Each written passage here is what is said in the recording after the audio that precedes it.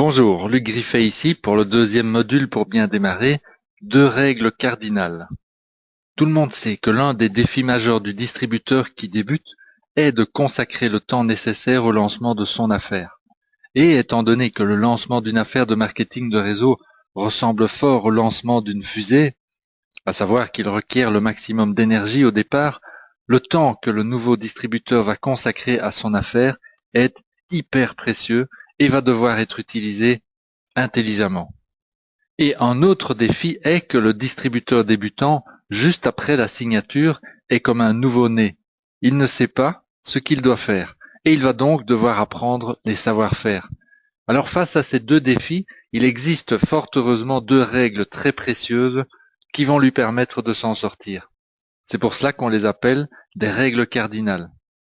Alors qu'est-ce qu'une règle cardinale? Eh bien, c'est une règle indispensable, incontournable, à suivre absolument, sous peine d'échec. Ce qui veut dire que si vous êtes le sponsor d'une personne qui débute, votre rôle va être de lui enseigner les règles cardinales dès le début, et ensuite de l'aider à les appliquer, sinon vous serez en partie responsable de son échec. Donc, les deux défis majeurs du débutant sont d'arriver tout de suite à une utilisation rationnelle de son temps, et la possibilité d'apprendre aussi vite que possible ce qu'il faut faire, c'est-à-dire les savoir-faire. Les deux règles cardinales vont s'occuper de ces deux points. La première règle cardinale est celle-ci. Après une séance de travail avec notre partenaire, votre sponsor si vous êtes le nouveau distributeur, ou bien votre nouveau distributeur si vous êtes le sponsor, on ne se quitte jamais sans avoir planifié et écrit à l'agenda la prochaine activité.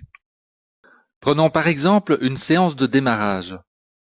Elle a lieu donc juste après l'inscription du nouveau distributeur et elle sert principalement à préciser et clarifier ses buts, c'est-à-dire ses raisons personnelles de se lancer dans l'activité et à l'aider à construire sa première liste de noms.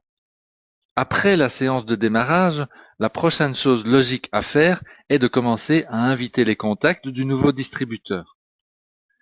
À la fin de la séance de démarrage, le sponsor va donc planifier avec son nouveau distributeur une séance d'invitation vers les premiers contacts de sa liste de noms et la séance sera inscrite à l'agenda. Et à la fin de cette séance d'invitation, le sponsor et son distributeur planifieront et noteront dans leur agenda respectif la séance d'invitation suivante et ou bien la prochaine présentation d'affaires qu'ils feront ensemble pour les prospects créés grâce à la première séance d'invitation. Cette règle cardinale, on ne se quitte jamais sans planifier et écrire à l'agenda la prochaine activité, va éviter à tout le monde des pertes de temps et d'énergie en permettant à chacun et chacune d'être parfaitement au clair à tout moment sur ce qu'il y a à faire et quand il faut le faire. Alors en quoi est-ce que cela évite des pertes de temps et d'énergie? Voici ce qui se passe lorsque la règle n'est pas suivie. Le sponsor et son distributeur se quittent, contents. À la fin de la séance de démarrage, ils ont fait du bon travail ensemble. Les buts sont clairs, la liste de noms est complète. Le nouveau distributeur rentre chez lui le cœur léger et passe à ses autres activités de la journée. Mais le lendemain, lorsqu'il pense à sa nouvelle activité, il se demande ce qu'il doit faire. Rappelez-vous, il est comme un nouveau-né, il ne connaît rien et ne sait pas ce qu'il doit faire. S'il est timide, il n'osera pas appeler directement son sponsor car il aura peur de le déranger. Ça vous dit quelque chose?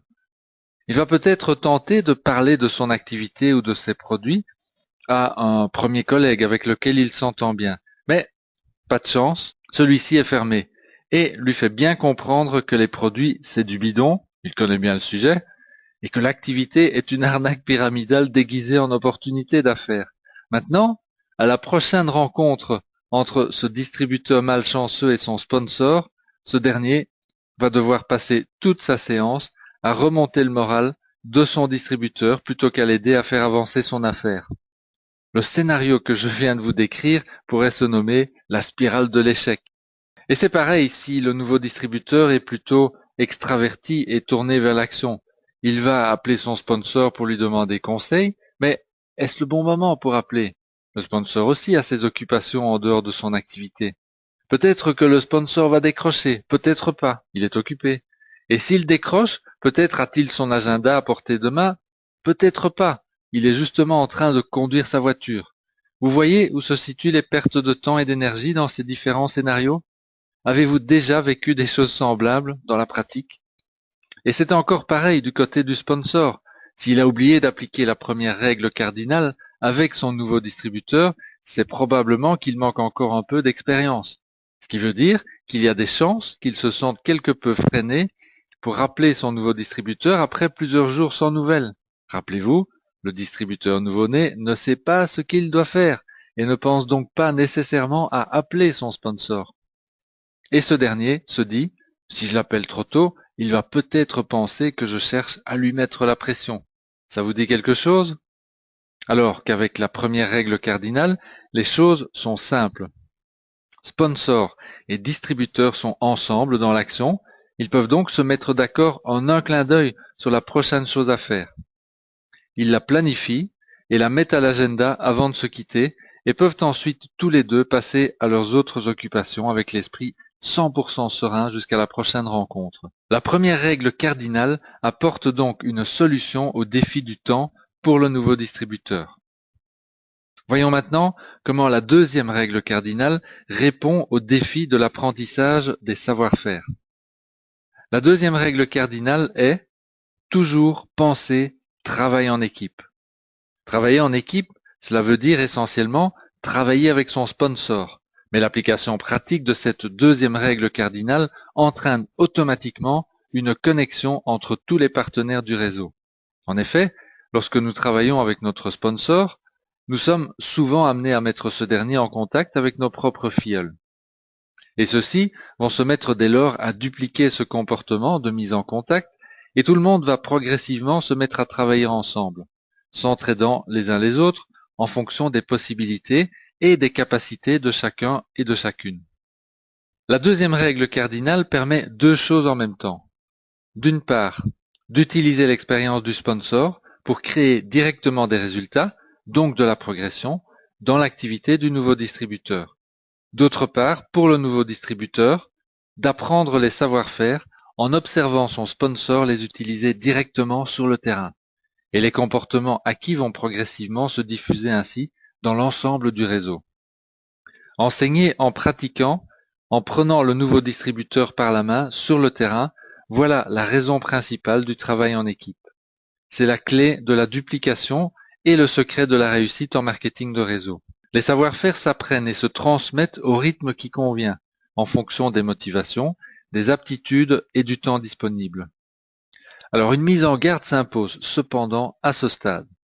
Malgré la simplicité de cette deuxième règle cardinale, toujours penser travail en équipe, beaucoup de distributeurs ne l'appliquent pas, du moins au début. Pourquoi? La raison est simple, la plupart des gens n'ont jamais été habitués à travailler en équipe. Au contraire, ils ont été conduits le plus souvent à se débrouiller seuls, professionnellement ou dans la vie privée. Alors cette approche fonctionne lorsqu'on a le temps. Par exemple, lorsqu'on est embauché dans une nouvelle entreprise, celle-ci sait bien qu'on ne pourra pas être opérationnel immédiatement, donc il y a des formations prévues et une période d'adaptation, qui dépendra bien sûr de la nature du travail. Mais cette approche ne fonctionne pas en marketing de réseau, car la plupart des gens n'ont pas la patience ni la force morale d'endurer les échecs inévitables qu'ils vont essuyer s'ils tentent d'aborder leur contact sans l'aide précieuse de leur sponsor. C'est pour cela qu'il va falloir au début vous rappeler souvent ces deux règles cardinales. On ne se quitte jamais sans avoir planifié et écrit la prochaine activité à l'agenda. Et ensuite, toujours penser travail en équipe, car seules ces deux règles cardinales pourront garantir des résultats rapides au nouveau distributeur, tout en protégeant le temps précieux qu'il pourra consacrer à son affaire et en lui permettant d'acquérir les savoir-faire indispensables sur le terrain. Je vous souhaite plein succès.